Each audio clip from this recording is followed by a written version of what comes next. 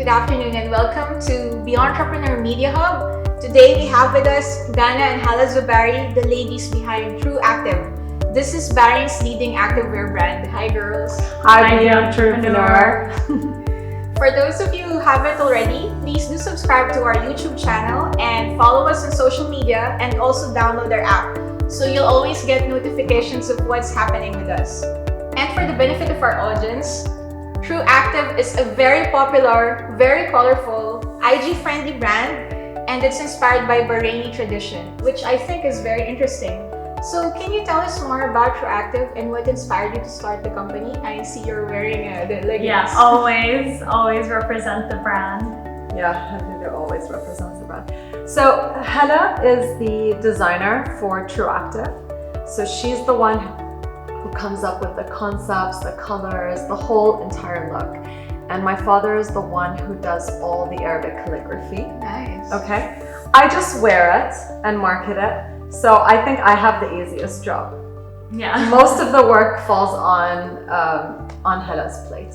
I cover like A to Z. So how we started was, my sister's an athlete and I'm a designer, and we decided to merge our worlds and create TruActive. Yeah. So when I heard that, I realized that Adidas was also created in the same way, because the brothers were trying to create running shoes that were comfortable. Oh. So you guys started your business out of a need. Yes, it did. It was something. Basically, we wanted something that had a little bit of an Arabic twist to our sportswear. I wear sportswear all the time, and it had nothing that shows where I come from, my background, or any form of culture. And that's what I love about TruActive, because it represents Bahrain and it represents the Middle East. Why was it important for you guys to incorporate Brainy Tradition in activewear? I mean, I don't think this has happened before. The reason why is because I do a lot of international competitions. So I did Ironman in Mallorca. I've done a few marathons in Europe, and we just don't have anything that sticks out.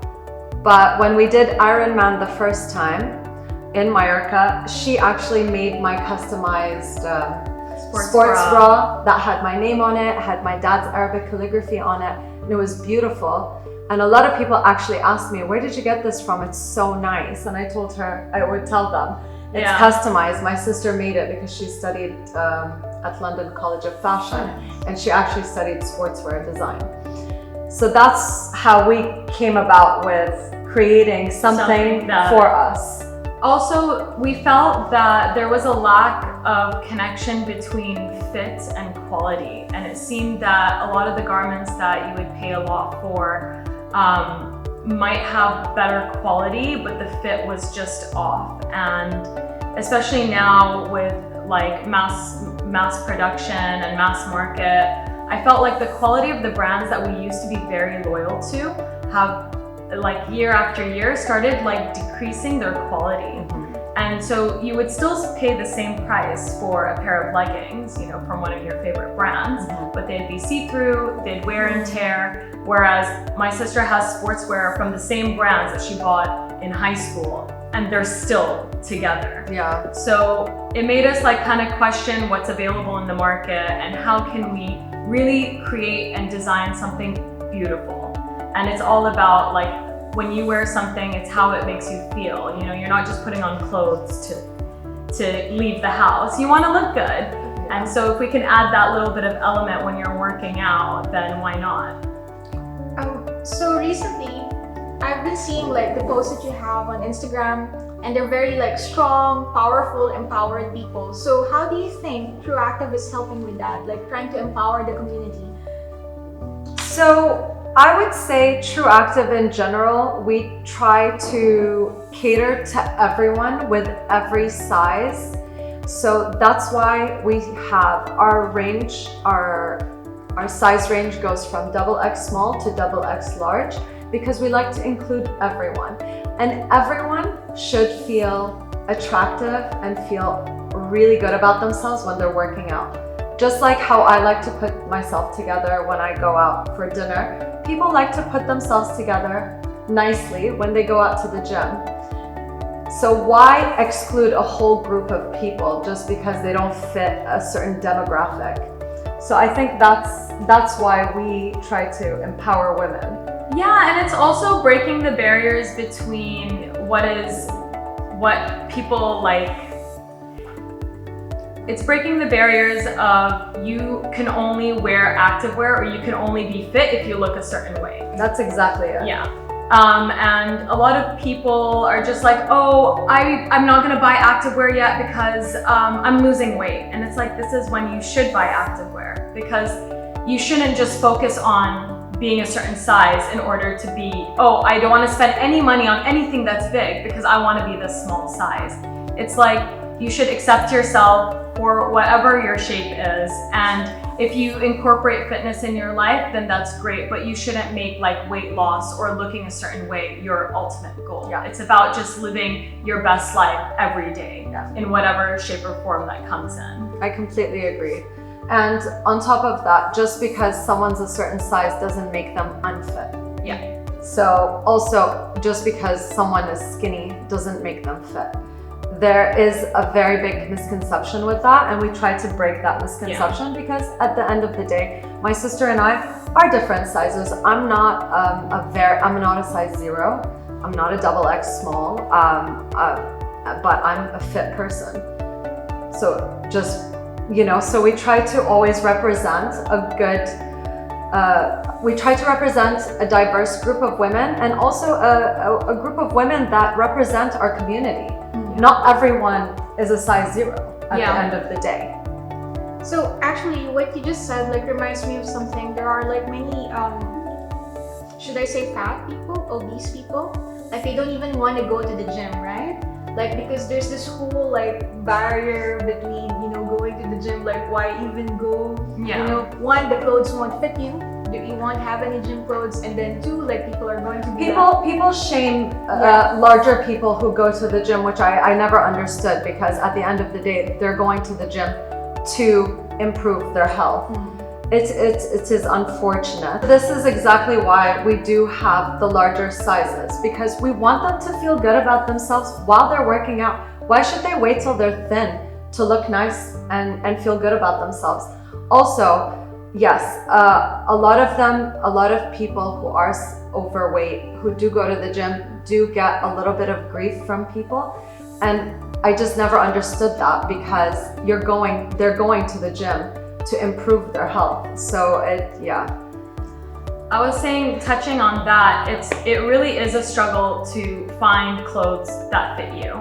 And what we're trying to do is we are developing, even when we develop the bigger sizes, we also take into consideration the designs. How will this flatter the body, And I do feel some people, because of their size, they don't even want to ask us, oh, can I try this on? When we used to have a pop-up, a friend would come with somebody, and I'd be like, oh, do you want to try anything on? And she would be like, oh no, nothing will fit me anyways. And I was like, no, you'd be surprised. And most of the time, they're actually a smaller size than in their mind they think they are. And so I feel people the community accepting people to just be fit and be healthy in terms of health and life is far more important than a size. The exterior. The exterior, yeah. So it's if that became more normal, then people wouldn't feel so scared to try something new, or try on different activewear. In their mind, it's already ingrained, oh, it's not gonna fit me. And that's because it is a product of mass market, where they're trying to cater to a specific size. This is industry standards, and sometimes I go into H&M and I put on a pair of leggings, and it's a size 16, and I'm a size 12. Have I gained weight, or is this just a mistake? But people really look at labels, and it's insane. Also, I'd like to add to Hala's comment. Also with our sportswear, because we come from the Middle East, we are a bit heavier from the bottom. Our material is actually quite thick, that it doesn't show cellulite. It isn't see-through. These are all things that we do consider, because someone who is bigger, or even someone who has heavier weight distribution from the waist down, such as myself and my sister, we don't like our cellulite to show, and we don't like our pants to be see-through. So that's why we always look into having a design that makes you look slimmer, and having a design that flatters our shape in general. We always go for a shape that flatters a majority of our population. The idea behind it is more for it to feel like a second skin, so that you don't feel like, oh, this band is this band's irritating me, or oh, it's like really tight in this section. We want people to feel the most comfortable in our activewear, and that way it doesn't interfere with their day-to-day life. Like, I've had leggings before where I'd wear them and then they get like really baggy, or you know, the zip is like digging into my ankle. And so it's all like a product of creating literally like everyday wear. I like that. Actually, one of my pet peeves is, you know, when they try to like wear leggings in the street and walking in the street like athleisure. Athleisure. One of my pet peeves. But now that I'm seeing the designs and like how Hala managed to put together an outfit, like I could start wearing athleisure, you know, like every day.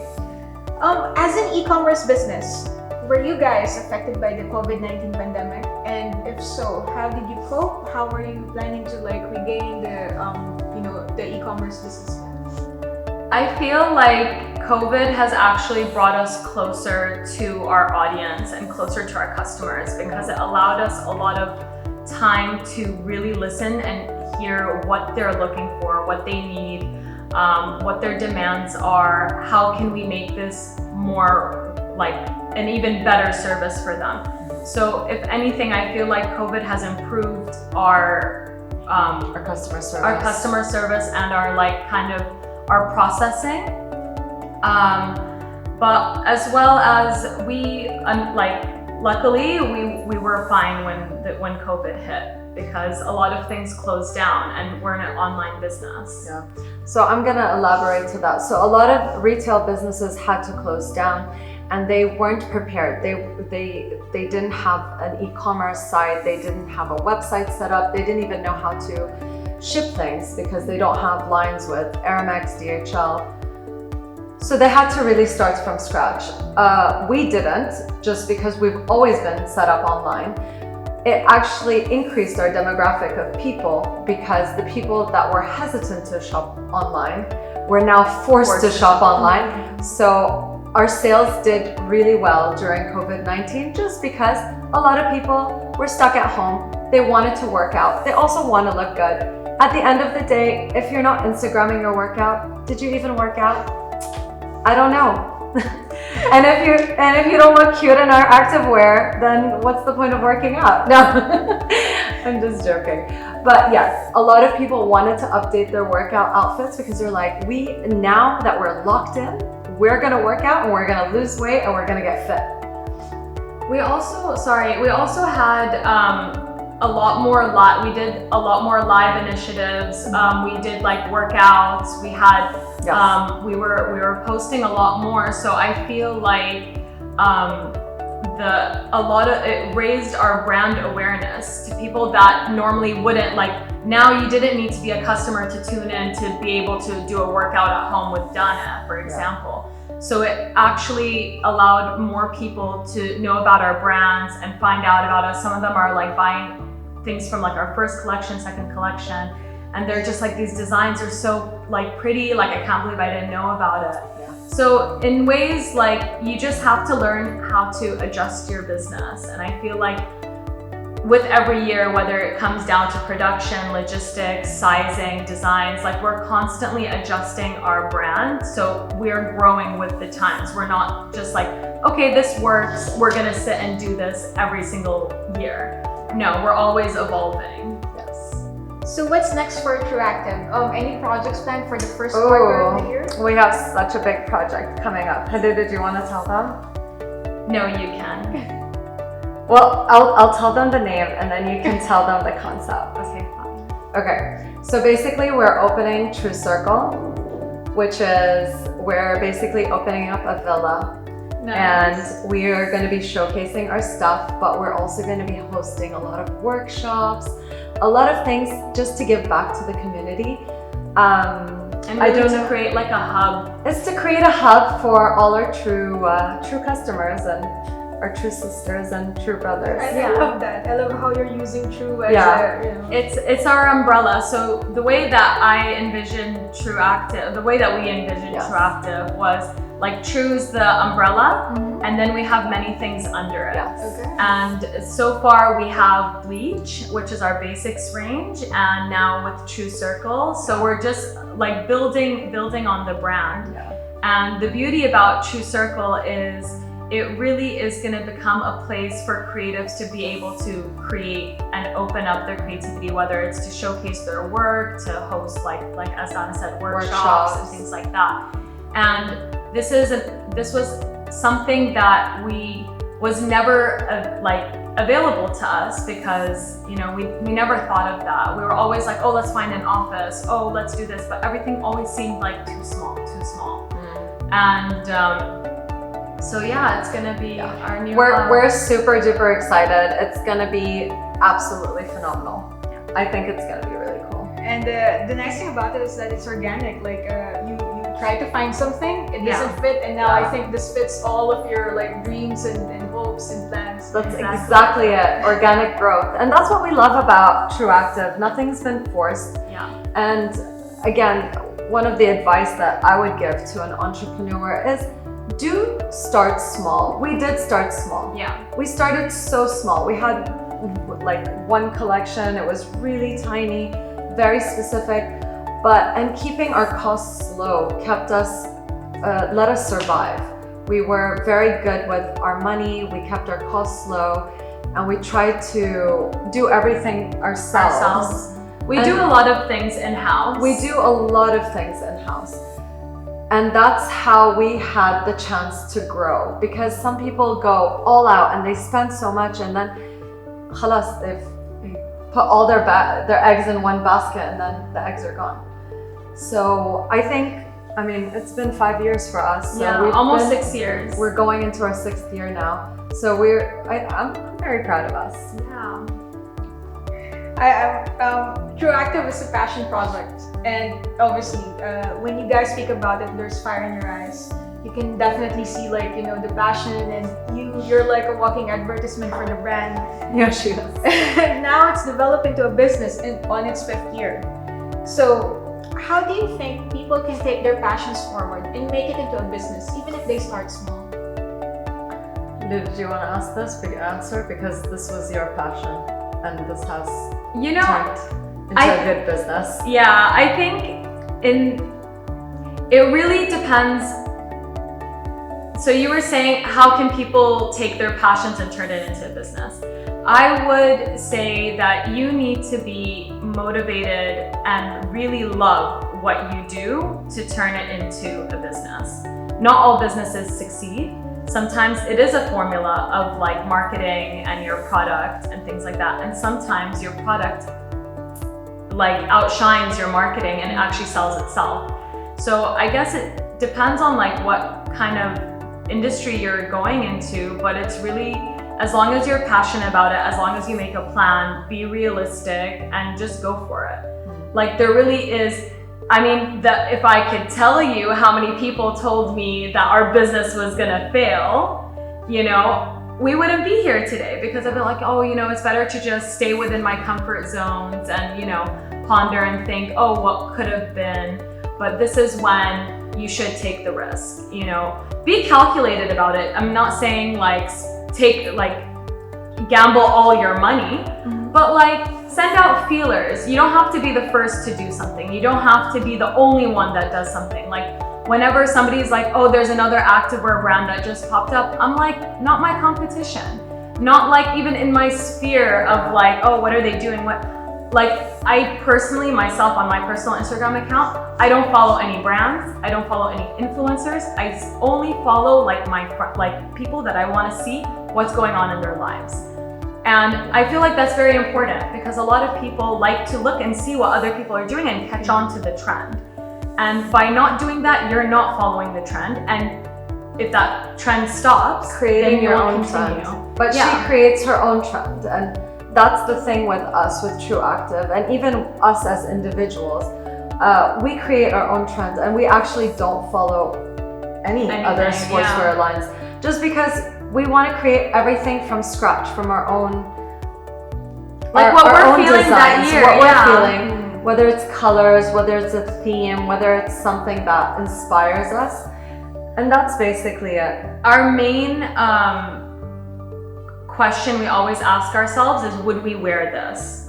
Like, would we pay for this? Would we wear this? How functional is it? Is this something that you're only gonna wear once and be like, it wasn't that great of a purchase, I wish I didn't buy it.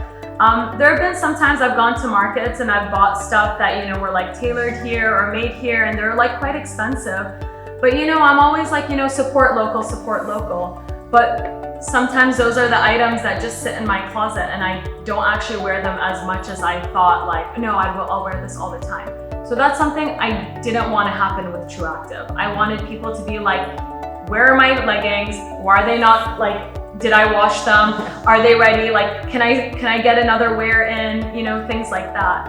And that's a big thing, because if you aren't happy with your product and you don't wear it, it's a big problem. Because how are you supposed to sell it to other people? So how are you bridging that gap between like the price and the functionality and the beauty of your products?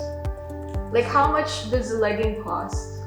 So our leggings, so these ones are 40, but our average leggings range between 35 to 25 BD. Yeah. And it's a mix of like the fabrics, the design, and the logistics, which is what creates the cost of our garments. Yeah. But we're also, some people might be like, oh, that's really expensive. It's like, have you seen our leggings after 3 years of wear? Yeah. They look exactly the same. Yeah, I have friends that have been wearing our leggings from our first collection till today, which has been 5 years. Yeah. And they will tell me it hasn't changed color, it hasn't changed shape, and they wear it not once, no, they wear it twice a week, and they wash it, and then they've been wearing it twice a week for the past 5 years. So they always tell me, sometimes they tell me, it's a shame your leggings don't break down, like they don't get damaged, because then we don't buy the other leggings, because you know we still have yours, but then they still buy it because they're greedy and they like new designs. Yeah, it's a collector's item. Yeah.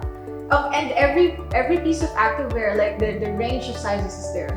Yes. Wow. Our earlier collections, so our first year was when we were really figuring out our sizes. So we've had like a change in our sizes then. I would say we introduced the double extra small and the double extra large sometime in our third year. In 2018. Yeah. Yeah? Yeah. Or 2017. 2017. Yeah. Yeah. And this all like, it was just something that like, as our customers grew, the demand for the smaller sizes. Before, when we first started, we knew more or less who was going to purchase from us. We can like kind of estimate the average like size of what would be popular. But then once we made the decision to like go into all the sizes, that's when we really started to be able to cater to more people. Thank you so much, Dana and Hala. It was great to have you with us in our studio. And guys, you'll see this video uploaded in all our platforms. Bye. Thanks for having us.